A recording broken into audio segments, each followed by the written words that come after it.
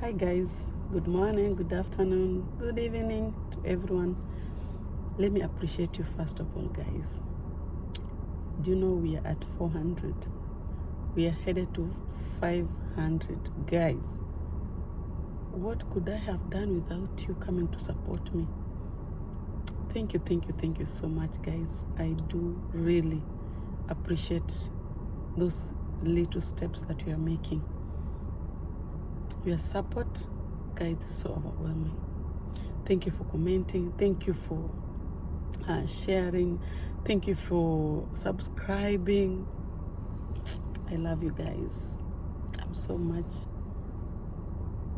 happy about everything that is happening to this channel. I know it's not that I'm perfect. I know I'm trying, guys.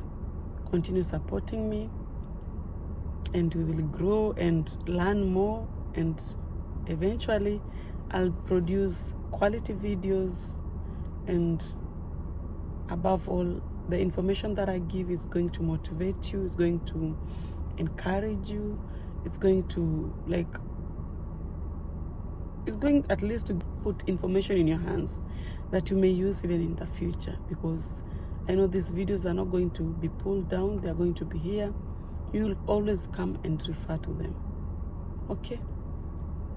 Welcome to my YouTube channel. My name is Kasandi, guys. One of us here asked me in a comment, what are the questions that I was asked at the interview and my kids. So without wasting much time, let's jump into it. So first question I was asked about was, let me go back first of all and give you some tips. First of all, some tips here. Number one tip, eye contact. When you're facing the consular, have that eye contact. Be bold enough, be focused. About interview, the question that will be asked is not coming from anywhere else. The questions are coming from your DS260. Whatever you wrote in your DS260 is what you're going to be asked at the interview, because these people doesn't know you. They gave you a chance to introduce yourself in the DS260. Then give a personal information about yourself. And you did. You talked about your name, you talked about your address, you talked about your children, you talked about your marital status, you talked about schooling, you talked about traveling in DS260, where you've traveled to. You talked about what you're doing and what you'd love to do when you get a chance to come to the US. Guys, if you agree with me on this, yes, then let's go together. So the questions are based on your DS260 information. And when you're doing the interview,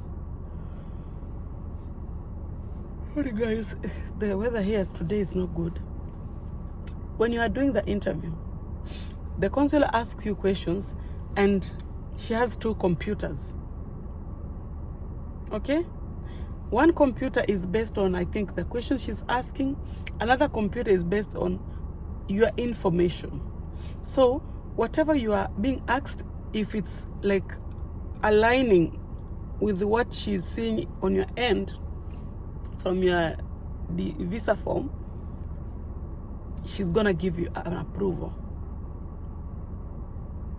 So first question I was asked was your name, of course. You need, for anybody to talk to you, they need to know you first. She asked me, and who is in front of me? I told her, this is Faith and my family. Then she went ahead and asked me,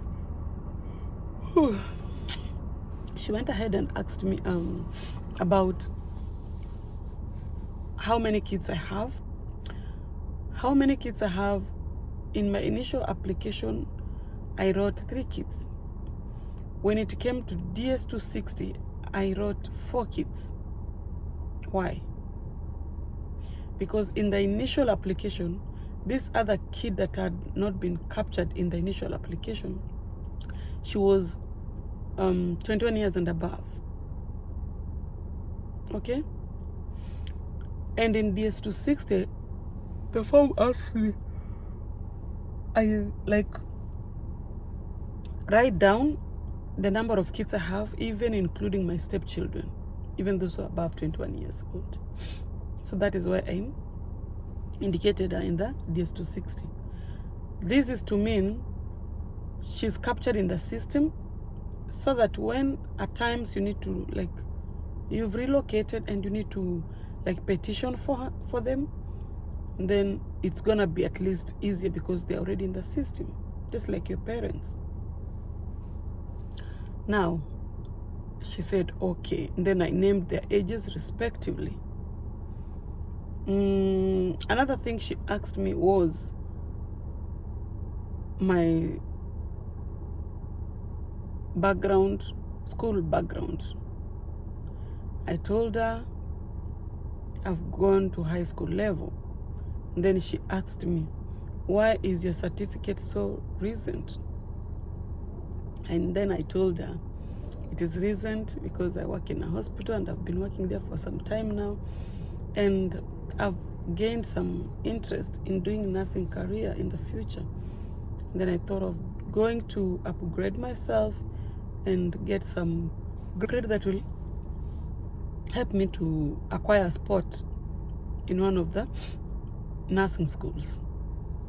And then she was impressed. Those are 3 questions. She asked me about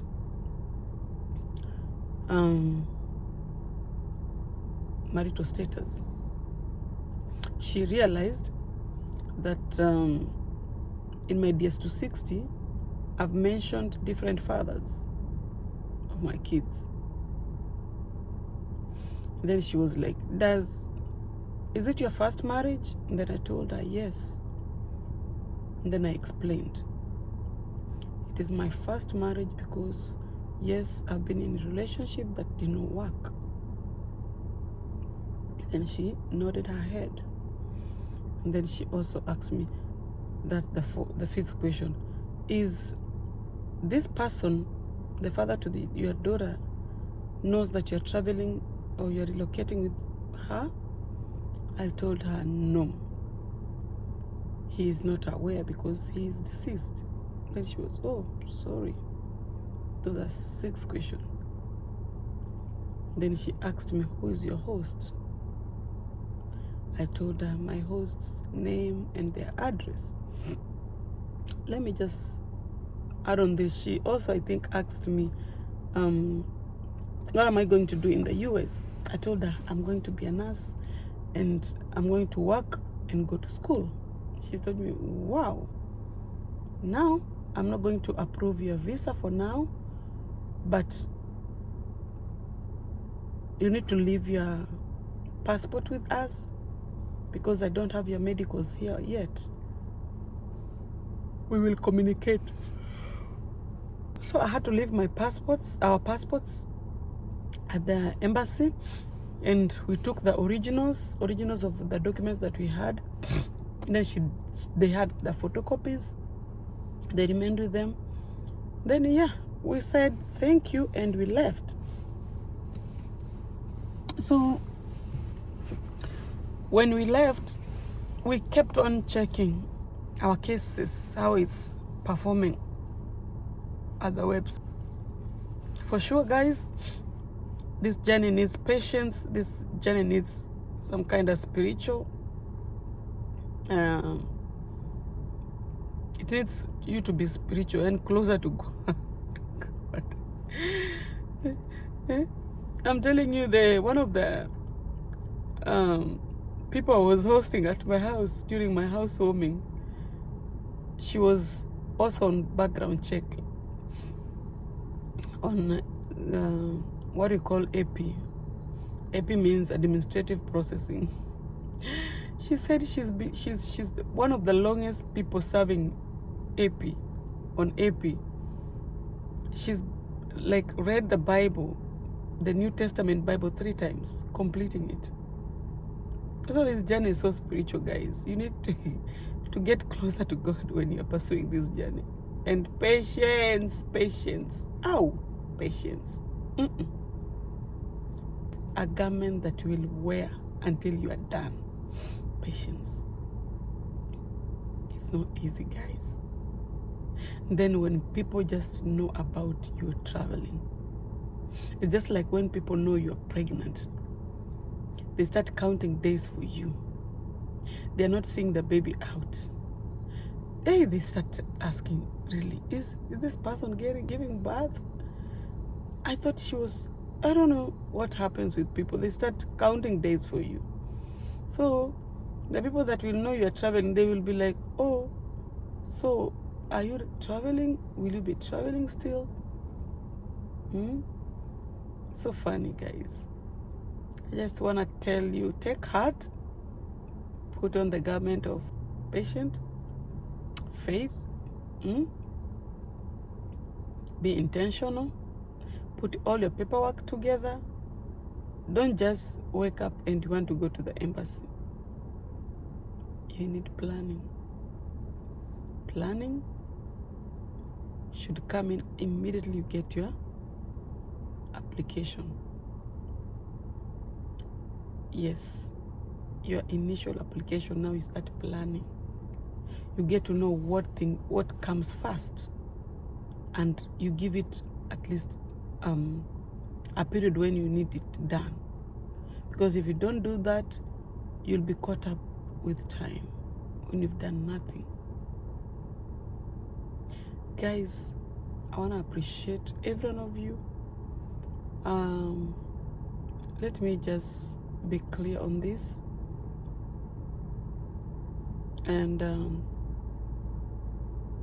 of course, I'm not an expert in these matters, but I'm just sharing my experience, guys. Sharing my experience to motivate, to encourage, to give information, yes, on what to do. And sometimes your case may not be my case. You just need to work smart. Okay, guys, work smart. And keep praying.